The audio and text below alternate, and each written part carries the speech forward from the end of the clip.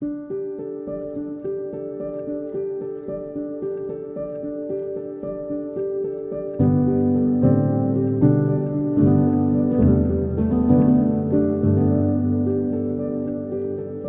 Karen and Bo Christensen, a Danish-American couple who met in Germany in 2016. Bo is an airline pilot, and Karen is a freelance advertising creative director. In late 2022, we bought Château de La Tuilerie in Martel, France, and are working to make it a bed and breakfast and wedding destination fit for a queen. Welcome to Queen's Escape.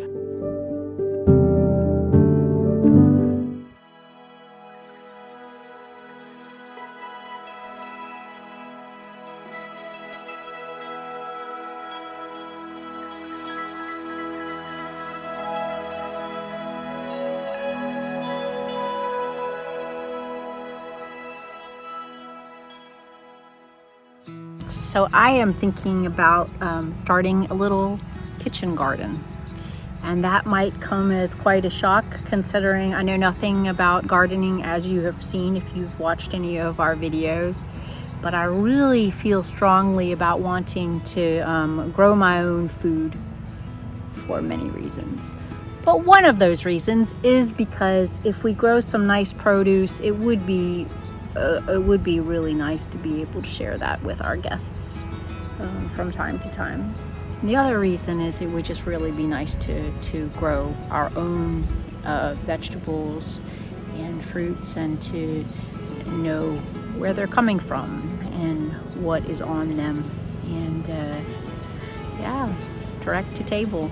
So I've got a bunch of seeds and I've got a lot of little planters, and I just ordered 2 starter gardening books so that I can go about this in a knowledgeable way. So those of you who have been watching along, you know that I first mulched my peony gardens with hay. I read somewhere that hay makes a good mulch, and so I did the back-breaking work of mulching the entire gardens in front of the terrace with hay, and ended up with weeds about up to my waist. So that was a terrible idea. Then I did a little bit more research and got a lot of wonderful input from you. Thank you very much. And learned that you can mulch after you place cardboard down in a bed or landscape fabric. And so after doing that, we've had wonderful results in the garden. Bo and I tend to be, leap then look kind of people, but I can tell you that is not good for gardening. So I've taken it upon myself to learn as much as I can about taking care of the plants that we already have before starting an additional garden. I had a workout to do, but it is way too beautiful out here today to sit inside. So I'm gonna do some weeding. So what you see here is our front flower bed that we covered in this landscape fabric last year. And I did that on one side, and then I covered it in cardboard boxes on the other side, and I cut holes in the landscape fabric on this side so the peonies could come up. And as you see, they have. They've come up real strong this year. We're missing one here and then one far down on the end. But the other ones have come up and they look great. And I'm just so excited. Hopefully we get some beautiful light pink Sarah Bernhardt peonies this year. And this landscape fabric has worked really well keeping the weeds out. Now on the other side, it's a slightly different story. I covered this one in cardboard and left spaces for the peonies as well.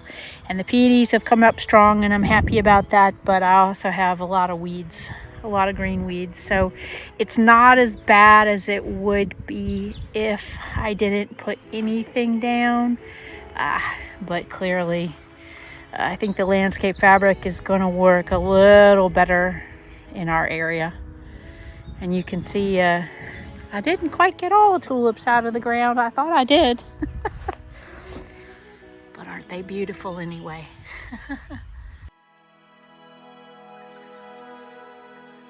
Well, the gardens are weeded.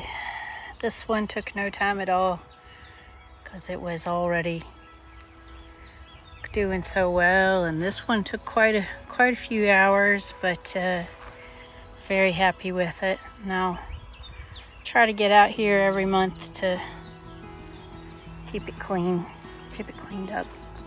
But I just love the peonies and really looking forward to seeing how they do.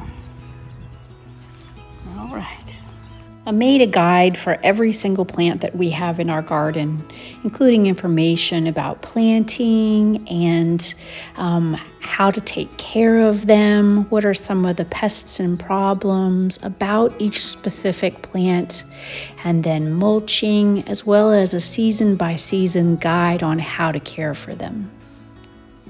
So after creating a document for each flower and plant that we have in the garden, I created a Chateau master garden document. And this details, okay, what are all the plants that we're taking care of, and then exactly how do we deal with each of them in terms of watering, fertilizing and composting. How do we need to prune each one and when? What about mulching? And then special needs, as in peonies need support.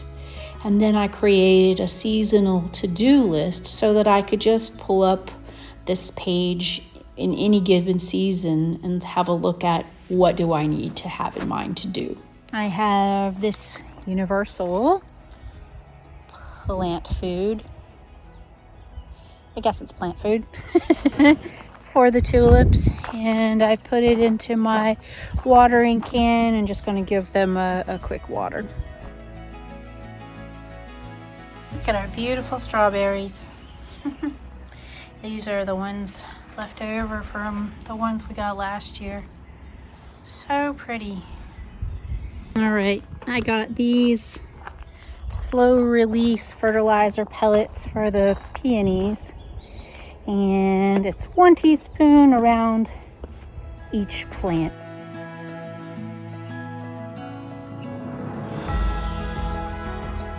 So something else you probably saw me doing was that I was pulling the mulching away from the peonies a bit. Apparently, peonies do not like to have mulch next to their stems in the growing season. So kind of pulled that away a little bit for each of these, and then I'll do the same over in the other garden. Over here we are just missing a couple. So we have a place right here where one didn't come back, and then I believe we have a place on the end where one didn't come back. And as I recall, this one on the end wasn't doing so hot last year anyway. So, not sure what happened with that. But yeah, we may ultimately want to move these anyway. I want to go ahead and let them really get established. So, they look even better this year than they did last year. So I think they're stronger here in their second year. It'll be interesting to see if they bear flowers. I hope that they're not buried too deep, because my understanding is if they're buried too deep, the roots, then they won't really give flowers. So we'll just have to see how they do. Okay, I made a little bit of a discovery. I was looking at the plants, and here's where I was missing one, and I dug it up, pulled the mulching away just to see if there was a plant under there. And what I discovered is that I kind of got the hole wrong for my my ground cover thing, because because I think I have possibly a little peony underneath there. So I'm just gonna widen this out and see if I can't give that a fix. I must say I'm not sure. That could well be a weed. I think it might be one of the weeds, but I'm just gonna give it a little bit of a chance and check in a week or so.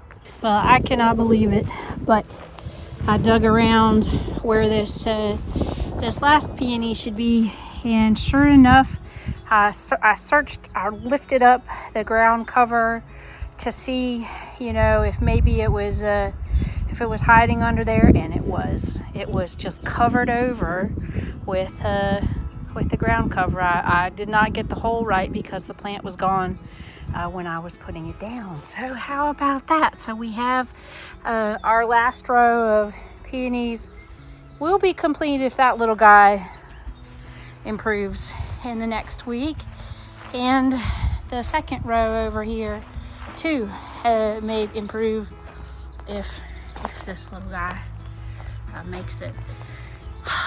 So it was user error. So down at the end of our driveway, we have daffodils planted around our signposts. And I really, in the future, would like to have flowers or bushes, flowering bushes or something like that going down the driveway. Now it's pretty shady. It's definitely dappled light. I would say that up here close to the end of the driveway, you get partial sun, I think. So I was playing with the idea of hydrangeas, and I just don't know if they'll be okay out here. So I had some hydrangeas and I put them out here just as an experiment, and so you know, this was the first one. And you can see it's a little sad at the moment, but it's there. And then I have a couple more over on this side, and I've spaced them about a little more than 5 feet apart. And my reading told me that the best mulch for them is actually dead leaves.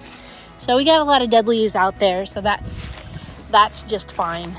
Got a little pinky guy here, and you know, maybe this is an exercise in futility, but I'm still gonna just give it a little shot and see how they do. And so I did the research, and I'm gonna give them a little plant food today. I got this tractor behind me stuck over here down on the hillside, and I couldn't think of how to get this thing out of the I couldn't push it out. I couldn't do anything, but I got some rope that I found in the shed, and I tied a knot on the back of it, and then I tied it to the other tractor, and I pulled it out. All right. So to achieve blue hydrangeas, the soil needs to be below 6.5. So 7.5 is pretty alkaline, and so it needs to get below 6.5 to make the hydrangeas blue, because it's the colors are determined by the soil. So to lower the pH 1 point, we need to apply 18 grams of this elemental sulfate. So to make our 7.5 soil 6.5, then we would need to apply about 18 grams to each of our plants. Because our hydrangeas are roughly the area of a 2x2 tree plant, and this is a figure for a 2x2 tree plant. So I would say that we want to get even below 6.5.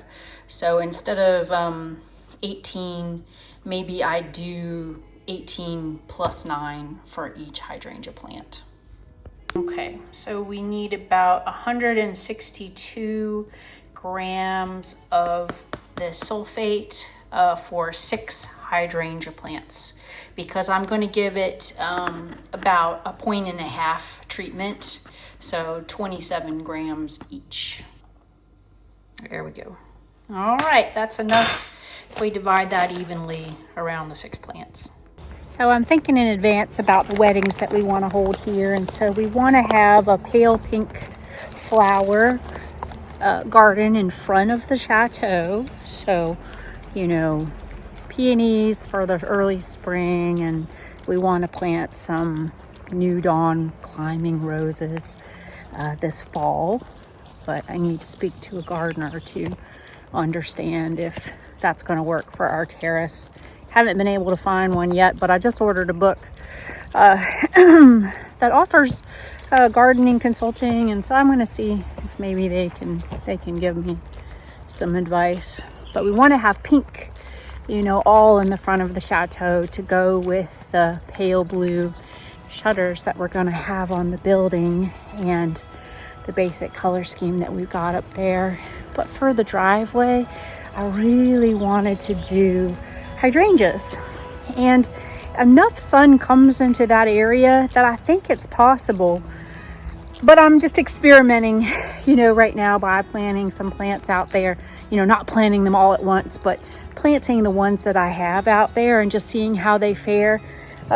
So today I'm going to apply enough sulfur to elemental sulfate to turn them blue, because I think it would be really nice to have blue hydrangeas coming in. And then they get a tablespoon of fertilizer also, and they're going to get a little bit of mulch around them to make them happy.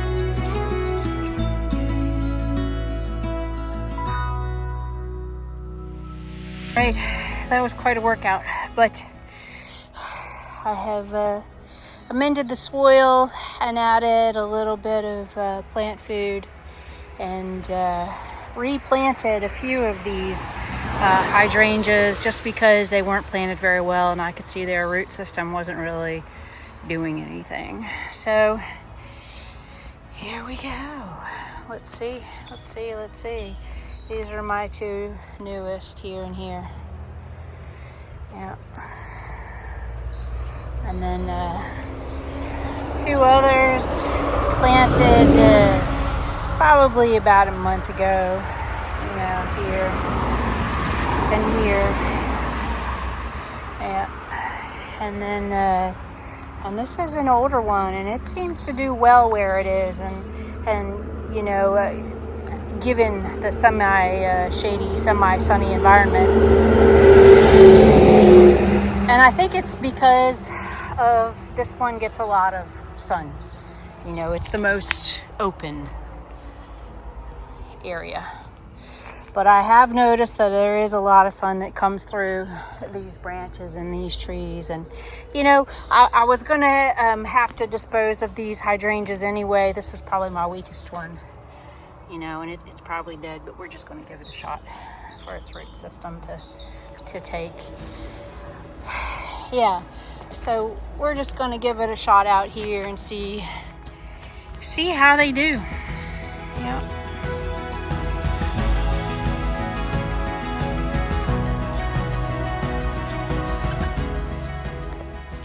All right, the weeding is done. And the peonies look good. Honestly, I waited a little too long to weed, because that was a lot more work than it was a few months ago. But should do it every month. But it's been raining and raining and raining and raining. Got to get that big weed out of the corner there, but I need some better tools for that. So this garden over here that we lined with garden fabric is so much easier to weed. So much easier. So I'll probably be adjusting over on that side at some point. And look, the two that were caught underneath the garden fabric have come back, which is really good to see. And this one too. And this is only the second season for our peonies, so we're not likely to get any flowers, is what I understand, in the first 2 years. We did get one last year, and yeah, so didn't happen this year, but hopeful for next year. And then we want to plant some roses out here too. Oh, that was a lot of work. That was a lot of work, but I'm very happy with the results. Here's one of our little lavender bushes that we have in our planters. Out on the terrace, my aunt planted these. Gosh, would have been last fall, I guess. Was it last fall? I think it was sooner. Yeah. But yeah, isn't it pretty with the purple flowers coming? So pretty. It's been really wet, and lavender does not like a lot of water, so I'm happy with how these are doing in any case. Looky here. Strawberries.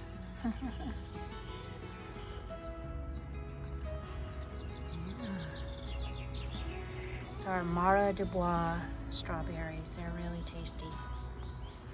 Really tasty.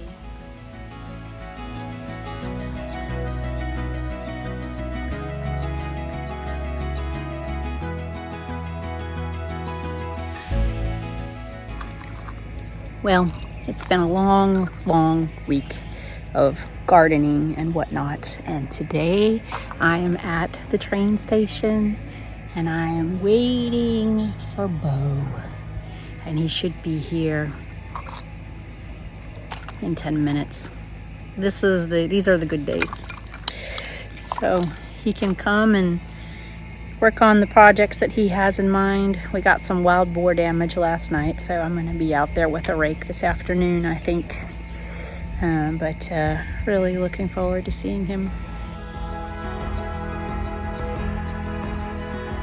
Now Bo is getting off the train on the other side over there, and people will get on, and it's a really fast turnover actually, because they only take a few minutes, just long enough for the people to jump off and for the other people to get on, and then as soon as everybody's on, they go. You hear the whistles? They're whistling to say everybody's on.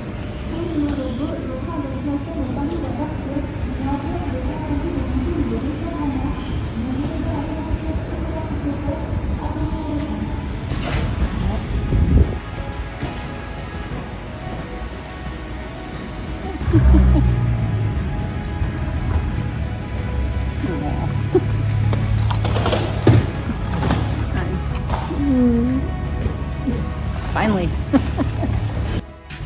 Well, Bo will sleep for a while now. He gets here after working many nights, flying nights, and he doesn't get a lot of sleep when he does that. And then he usually works late and then gets up early to get a plane and a train and all of that. So when he gets here, he's really sleep deprived. So I am turning the wild boar fence off because I can see the farmer is out there mowing the field. maybe more than one. It's pretty cool. It's always nice when they cut down the field that's out there. He makes hay bales out of it and takes them for his livestock, I think. But then it looks a little bit more like there's more green land, which is really nice. Really nice. Cool. So Bo put these pots out here so that people wouldn't park in this little area here when we come into our driveway. So he put the pots here so people will park over here. And so I put a little bitty baby flower in each one just to give it a little bit of color. And another big project that we're gonna take on is just dealing with this front garden here that's completely overgrown with weeds. Yeah. So, because it would be nice to make this lovely for the guests that are coming. We've got some roses standing here that need a good pruning and some love. Over here, the farmer is at work cutting down the field.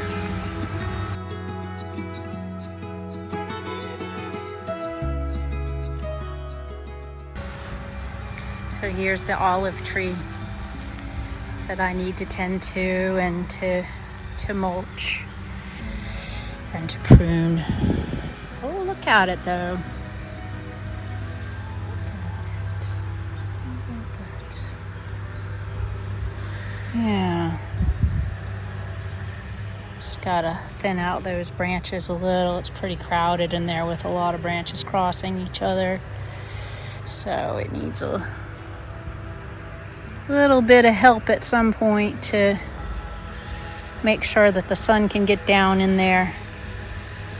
But yeah, looking cool. Pretty tree. Our neighbors gave that to us. I think at one of the first dinners that we gave for the neighborhood.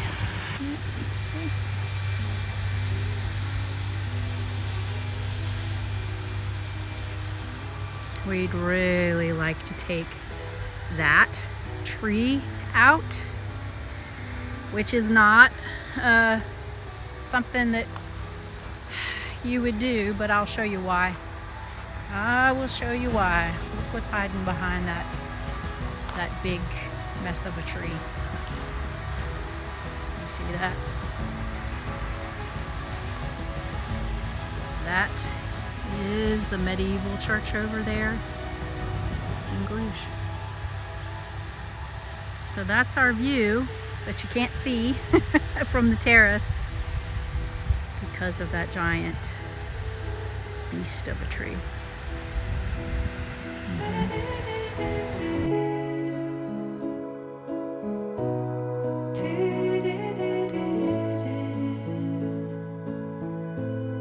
Did it